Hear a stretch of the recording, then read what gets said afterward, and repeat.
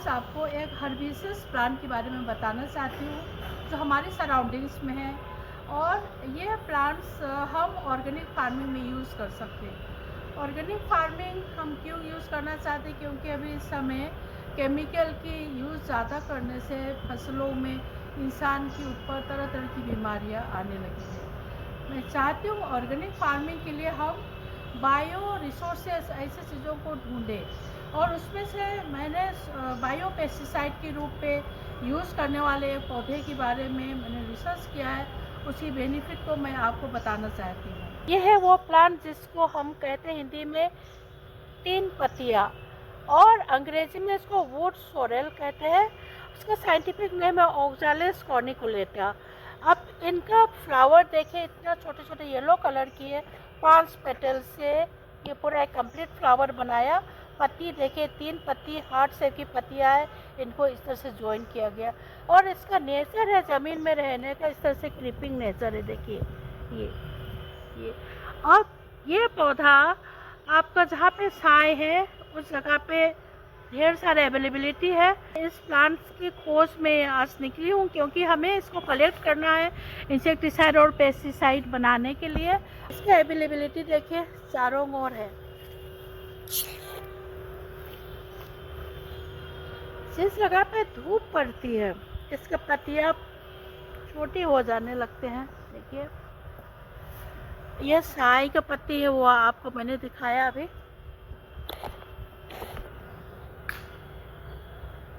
जैसे कि मैंने अभी बताया इस प्लांट की खूबियाँ। ये प्लांट को हम लोग इंसेक्टिसाइड और पेस्टिसाइड और निमेटिसाइड बनाने में यूज़ करते हैं। और ऑर्गेनिक फार्मिंग ऐसे है कि उसमें मॉड्यूल्स होता है, और इसके साथ और भी प्लांट ओरिजिन मिलाया जाता है, एनिमल वेस्ट मिलाया जाता है। और इस समय भरपूर नीम का भी हम उपयोग कर सकते हैं। नीम की पत्ती अभी खूब झड़ रहा है। नीम की पत्ती और ये दोनों मिलाकर हम लोग उसके साथ और भी चीज़ें मिलाकर उपयोग करते हैं एयरबोर्न डिजीज़ के ऊपर, सीडबोर्न डिजीज़ के ऊपर और सॉइलबोर्न डिजीज़ के ऊपर। एयरबोर्न डिजीज़ में फंगस में बहुत ही सारे जो फंगस है जो सॉइलबोर्न के थ्रू फिर बाद में एयरबोर्न के रूप में आते हैं, जैसे कि आपको ऑल्टरनेरिया लिव स्पॉट, सर्कोस्पोरा है, एंट्रेक्नोज है। और आपको इस प्लांट की और भी जो बेनिफिट्स है वो बताना चाहती हूँ। इस प्लांट में एंटीऑक्सीडेंट भरे हुए हैं। इसमें फ्लेविनोइड्स है, टेनिन्स है, अल्कालॉइड्स है, ऑक्सैलिक एसिड पाया जाता है। इसमें विटामिन सी की भरपूर मात्रा मिलता है। और इस प्लांट को हम लोग इंसेक्टिसाइड के रूप में भी, जैसे मैंने बताया, यूज़ करते हैं। प्लांट को हम लोग यूज़ कर सकते हैं इंसेक्टिसाइड और पेस्टिसाइड के रूप में। और इंसेक्टिसाइड के रूप में यूज़ करने के लिए इस प्लांट को हम और भी इसके साथ जो बोटानिकल से रिलेटेड चीज़ों को मिलाते हैं, वो मैं अभी आपको उसको प्रयोग कैसे करना है, कैसे फॉर्मुलेशन बनाना है, वो मैं आपको बताऊंगी। अभी मैं इस प्लांट के बारे में थोड़ा बताना चाहती हूँ। इसमें पूरा भरपूर एंटीऑक्सीडेंट पाया जाता है। उसमें फ्लेविनोइड्स है, और इसके एक्सट्रैक्ट में और अल्कालॉइड्स है, और टेनिन्स है, और ऑक्सैलिक एसिड पाया जाता है, और भरपूर इसमें विटामिन सी की मात्रा भी पाया जाता है। इस प्लांट के राइजोस्फीयर एरिया में देखिए, जिसमें जैसे देखिए रूट एरिया में ये मिट्टी चिपका हुआ है। इस मिट्टी से हम लोग बेनिफिशियल माइक्रो ऑर्गेनिजम्स आइसोलेट करते हैं राइजोस्फीयर एरिया, जहाँ क्योंकि क्रीप होकर चलते हैं, जैसे मैंने आपको बताया। देखिए इसमें से हम लोग जैसे माइक्रो ऑर्गेनिजम्स में बेसिलस सबटाइलिस, वो इंसेक्ट को किल करने के लिए, इंसेक्ट को मिनिमाइज करने के लिए वो बहुत अच्छा बायो एजेंट है। इसमें भरपूर मिलता है। सुडोमोनास भी मिलता है जो प्लांट ग्रोथ प्रमोटिंग राइजोबैक्टीरिया है। और आपका ट्राइकोडर्मा भी मिलती है इसकी राइजोस्फीयर एरिया में, और मेटाराइजम भी मिलते हैं। और भी जो बहुत से ऐसे माइक्रो ऑर्गेनिजम्स है, इसमें आपका माइक्रोराइजा फंजाई भी मिलते हैं। ये देखिए, तो ये आइसोलेट करके हम लोग और फर्दर स्टडीज़ में जाते हैं, इनकी स्पीसीज आइडेंटिफाई करते हैं। मैंने आपको बताया था कि एक ऑर्गेनिक फार्मिंग इंटीग्रेटेड अप्रोच में अगर हम यूज़ करेंगे हम सक्सेस पाएंगे। जिस तरह से आप देखिए यहाँ पे नीम, पुराना नीम के पेड़ों में देखिए ये बार्क निकला हुआ है, राइट। इस नीम के बार्क को हमें इस्तेमाल करना है, इसको निकालना है इस तरह से जैसे हम निकाल के रखें, और इसको इस 3 पत्तियाँ के साथ इसके एक्सट्रैक्ट बनाना है, इसको भिगा कर रखना। हम इसको पूरा विधि आपको बताएंगे। जो आप लोगों के घर में अगर नीम की बार्क इस तरह से निकला हुआ है, ये क्योंकि डेड स्किन है, तो उसको बरसात आने से पहले आप अच्छे से निकालिए, तो आप इसको अपना इंसेक्टिसाइड के रूप में यूज़ करने में बहुत काम देते हैं। और साथ साथ में अभी इस समय आप देख सकते हैं कि नीम का पत्ती गिरने का समय है। ये देखिए नीम का पत्ती पूरा ज़मीन में गिर रहा है, इसको भी आपको कलेक्ट करना है क्योंकि इंटीग्रेटेड अप्रोच में उसको भी यूज़ करना है। मैंने आपको बताया अभी कि एक ऑर्गेनिक फार्मिंग, एक मॉड्यूल्स के द्वारा ऑर्गेनिक फार्मिंग किया जाता है, तब हमारी ऑर्गेनिक फार्मिंग की महत्वपूर्ण होती है मैनेज करने के लिए प्लांट डिजीजेस से और इंसेक्ट पेस्ट से, और साथ साथ में प्लांट की यील्ड बढ़ाते हैं और प्लांट की ग्रोथ बढ़ाते हैं और इनको रेजिस्टेंस पावर इम्प्रूव होता है डिजीज़ को डिफेंड करने के लिए और इंसेक्ट पेस्ट से भी मुक्ति पाने के लिए। चलिए मैं आपको दिखाती हूँ हमने क्या क्या इसमें लेना है, इस मॉड्यूल में कौन कौन से प्लांट को यूज़ करना है। चलिए हम 1 लीटर पानी में क्या क्या मिलाएंगे वो मैं आपको बताती हूँ। पहला हम 200 ग्राम इस लिप को 3 पत्तियाँ की लीफ को लेंगे और साथ साथ में नीम की या हरा पत्ती हो, है ना, या अगर हरा पत्ती नहीं मिलता है, जैसे पतझड़ के समय है भरपूर मिलता ड्राई नीम का पत्ती जो गिरा हुआ ड्राई वाला लीफ, उसको भी आप बतौर की रख सकते हैं। उसका भी हम 200 ग्राम लेना है 1 लीटर के लिए। और साथ साथ में नीम का ये बार्क जो पुराना पेड़ में पहाड़ पे नीम की ऊपर में सुखाते नीम की साल, तो उसको भी हमें खदोड़ कर निकालना है, जैसे मैंने अभी आपको बताया था, उसको भी इस्तेमाल करना है। और उसके साथ साथ ये हरी मिर्ची 1 लीटर में हम 50 ग्राम लेंगे हरी मिर्ची। और ये लहसुन की कलियां है, ये करीब हम 10 से लेकर 15 लेंगे। अगर इस तरह से थोड़ा साइज़ बड़ा है तो हम 10 लेंगे, अगर थोड़ा साइज़ छोटा है तो हम इस तरह से तो हम 15 लेंगे 1 लीटर पानी के लिए। लौंग का 1 लीटर पानी के लिए हम 50 लौंग लेंगे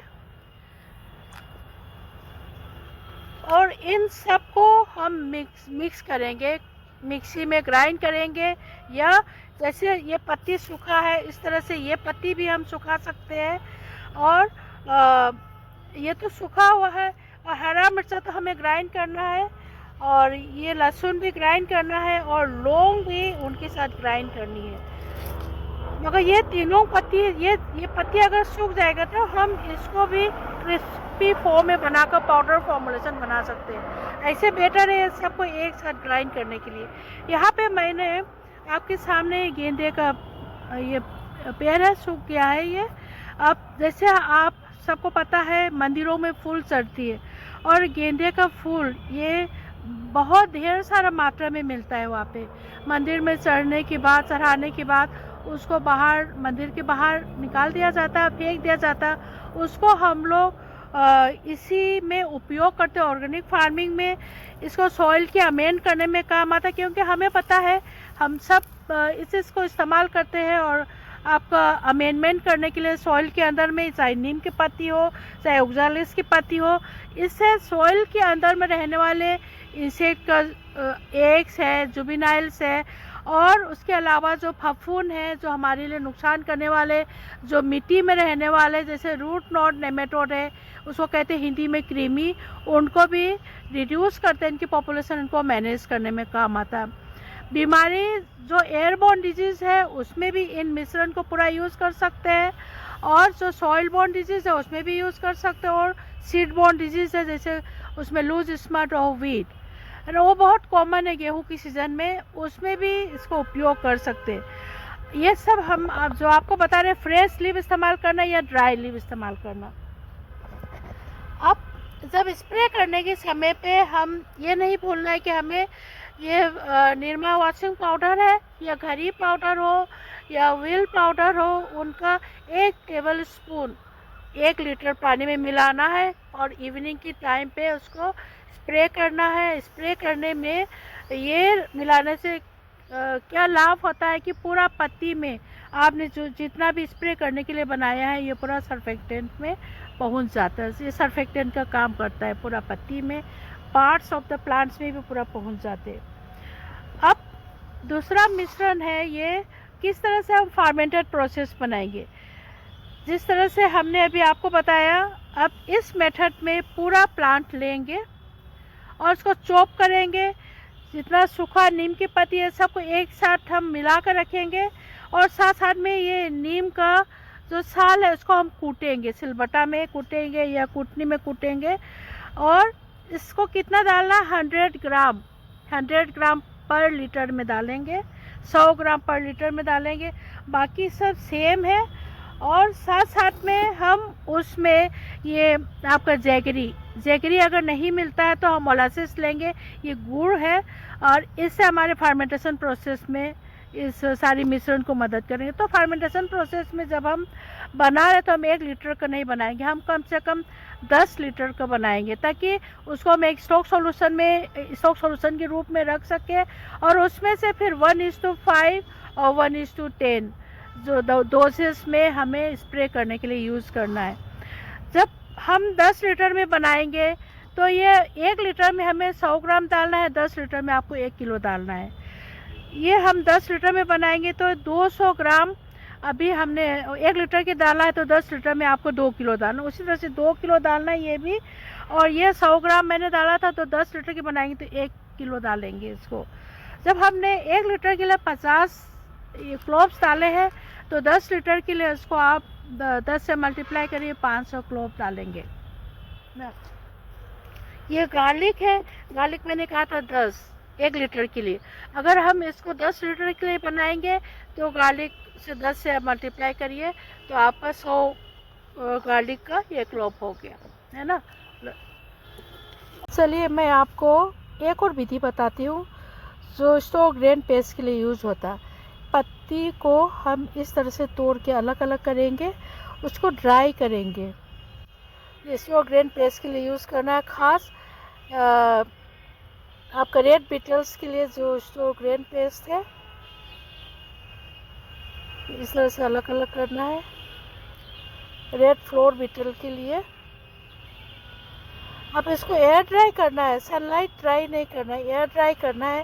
प्रॉपर ड्राइंग के बाद 1 किलो कोई भी प्रोडक्ट, जैसे आपके घर में दाल है, चावल है और गेहूं है और साथ साथ में आपका स्पाइसेस है और ये आपका ड्राई फ्रूट्स है।